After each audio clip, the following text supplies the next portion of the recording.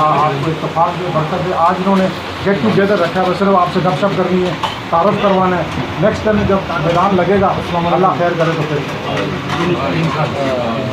आपको ये खुद बता देंगे क्या है क्या नहीं। बाकी आर भी तो आपको पता है, दो कदम आ रहे हैं आप